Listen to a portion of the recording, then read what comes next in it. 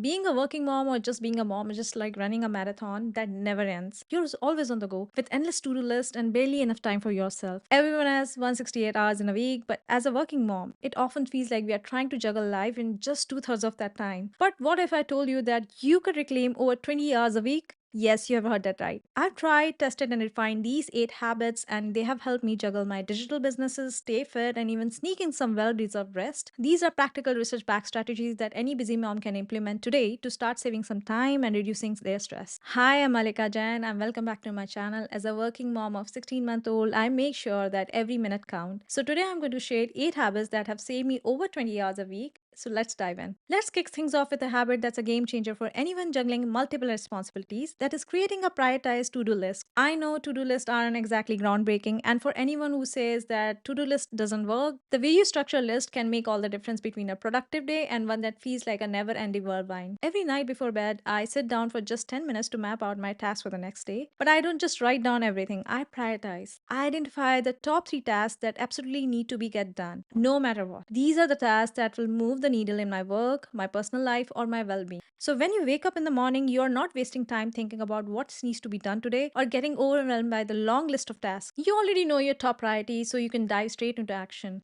And a study by American Medical Association suggests that average person makes 35,000 decisions per day. That is one decision every 2.46 seconds, which is too much. So a structured list reduces what known as decision fatigue, where making too many choices drains your energy and makes it really harder to focus on the important stuff. So to shrink down your mental load, the shorter the list to tackle in the morning at first, the better. Now let's dive into habit number 2, which has been a game changer for my productivity, that is called time blocking. This technique helps you allocate specific time slots in your day for different tasks, ensuring that everything gets done without overwhelming you. Here is how it works. Every Sunday evening, I open my Google Calendar and start blocking out my time for the week. I begin with non-negotiable, which is work commitments, family time, and schedule appointments. Then I move on to my personal tasks like exercising, meal prepping, and yes, even time for relaxation. By dedicating specific blocks of time to these activities, I'm not only ensuring that everything gets done, but also avoiding the chaos or multitask. Google Calendar is fantastic because it allows you to color code different activities. For example, I use yellow for baby time, blue for work tasks, green for cooking, and orange for travel or errands. This way, at a glance, I know exactly what my day looks like and I can mentally prepare for each segment. One key tip: leave some buffer time between the blocks. This allows for flexibility if task takes longer than expected or if something unexpected comes up, especially important when you have little one at home.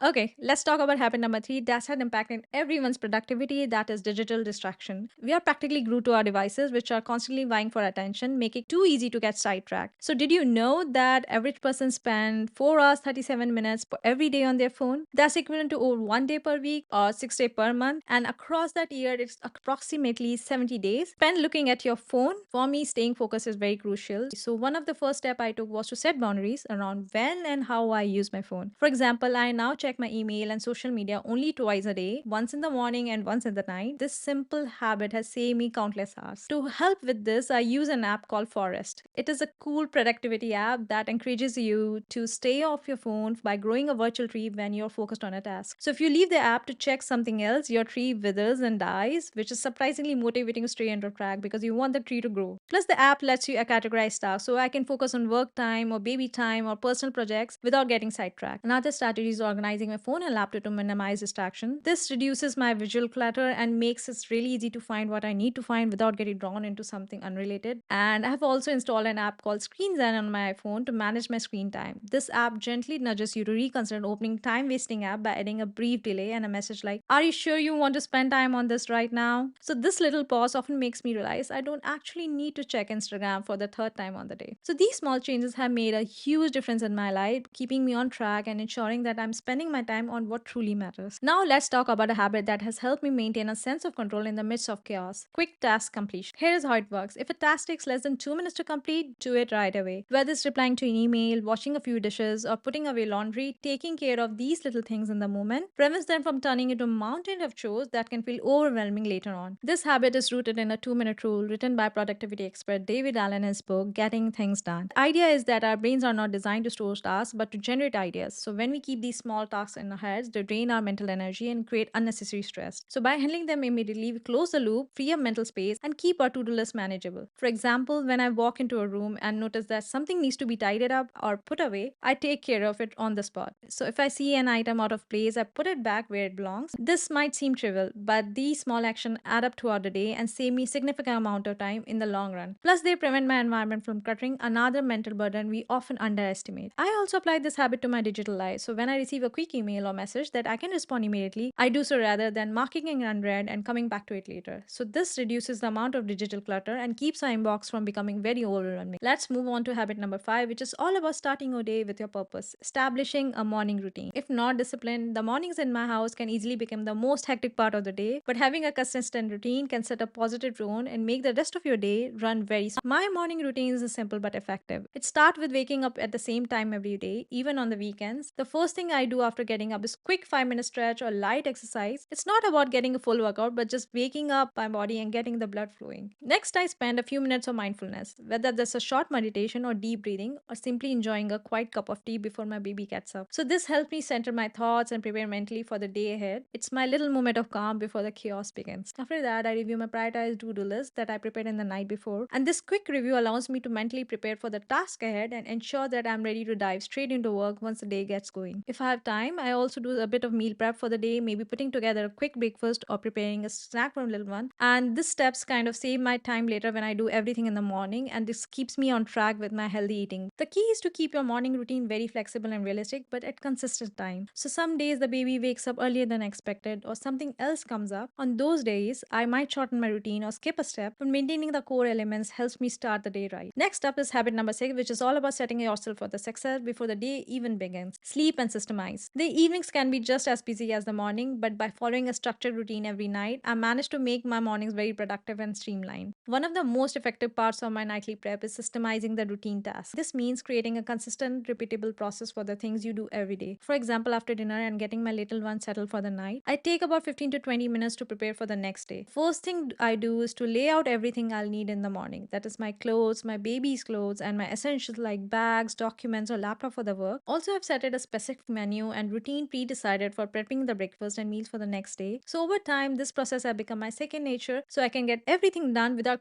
much thinking. The key to systemizing your tasks is to break them down into simple, repeatable steps and then stick to the process. For example, if you often find yourself scrambling to get out of the door in the morning, create a step-by-step checklist that include your packing bags, setting out keys and wallets, and making sure all necessary items are ready to go. By following this routine each night, you'll reduce the chance of forgetting something in the morning and make your morning much more smoother. I use Notion to keep track of my routines and checklists. It's a fantastic tool to document my process and make adjustment as needed. It ensures that everything stays organized and very efficient. Plus, having these system in place means that if someone else needs to step in, like your partner or babysitter, they can easily follow the routine without any confusion. Let's move on to habit number 7. So if you're a toddler, it's easy for clutter to pile up, whether it's toys, clothes, stroller, or just life in general. That's why I've made it a habit to declutter regularly, and I've including simplifying my wardrobe as part of this process. Clutter isn't just about physical mess, it is also about the mental clutter it creates. So when my home or workspace is cluttered, I feel more overwhelmed and less focused. That's why I make it a habit to declutter regularly, both physically and digitally. Every couple of weeks, I take a quick sweep through my house, identifying items that are no longer needed. This could be anything from toys that my child has outgrown or to kitchen gadgets I never use. I either donate, recycle, or toss these items to keep our space streamlined and very functional. A big part of this habit for me is also simplifying my wardrobe. I've curated a capsule wardrobe, a collection of versatile, high quality pieces that can work for most part of my life. And my wardrobe now consists of 30 to 40 items, all in cohesive color palette, which makes mixing and matching very effortless. I also use this one in, one out rule. If I bring something into my wardrobe, I let go of something else. So it kind of saved me time in the morning and reduced my decision fatigue. Now, decluttering your home and simplifying your wardrobe are ongoing process, but the benefits are immediate. You'll feel more organized, less stressed, and you'll have more time to focus on what truly matters. Finally, let's talk about habit number 8, which has been one of the biggest time saver in my life, automating my financial and household tasks. Life is all about creating systems that lead to defined results or goals. So let's start with finances. Automating your bill payments, saving, and investment is a no-brainer. I have all my utility bills, mortgage payments, and credit card bills set to autopay, so I never have to worry about missing a due date. This not only saves me time but also helps me avoid late fees and keeps my credit score in good standing. I also automate a portion of my income to go directly into saving account and investment account each month. I use apps like Mint and YNAB to track my finance in real real time and alert me if something is off. When I come to household tasks, I've taken a similar approach. One of the biggest time saver has been automating our grocery shopping. I use services like Instacart and Amazon Fresh where I can save my shopping list and reorder essential with just a few clicks. Many of these services also offer subscription for regularly used items like diaper, cleaning supplies, and pantry staples, which are delivered on a schedule that works for everyone. And this not only cuts down the time I spend in grocery store or malls, but also help me prevent impulse buying, saving both time and money. Additionally, I've automated household chores with smartphone devices. For example, we use something called Smart Vacuum that runs on a schedule, keeping my floors clean without any effort on my skin. Also, we have Smart Thermostat, which adjusts the temperature throughout the day based on our routine, saving energy and reducing the need to constantly adjust settings manually. Also, relying on something called voice assistant like Amazon Alexa or Google Assistant to set reminders and create shopping lists and control any smart devices in the house. It makes my life more streamlined and very efficient. Another area where automation plays a key role is managing your digital clutter. So I've set filters in my email to automatically sort and archive non-essential messages, keeping my inbox clean and reducing the time I spend sifting through my emails. Also, I use something called IFTTT, which helps me automate repetitive online tasks such as backing up my photos to the cloud or saving important documents to a specific folder. So with these systems in place, I can focus on things that really matter. And for more tips on automation and productivity, check out the book called 4-Hour Work Week by Tim Ferriss, which is a game changer. And it offers a great insights into how you can streamline your life and focus on what really matters. Just remember, it's not about doing everything perfectly. It's about finding what works best for you and making small, consistent changes that will lead to big results. So if you found these tips helpful, don't forget to give the video a thumbs up and share it with the other moms who could use a little extra time in their day. And if you haven't already, hit that subscribe button so you don't miss out on practical tips to balancing motherhood, work, and your life. Thank you so much for watching. Take care and keep thriving. See you in the next video.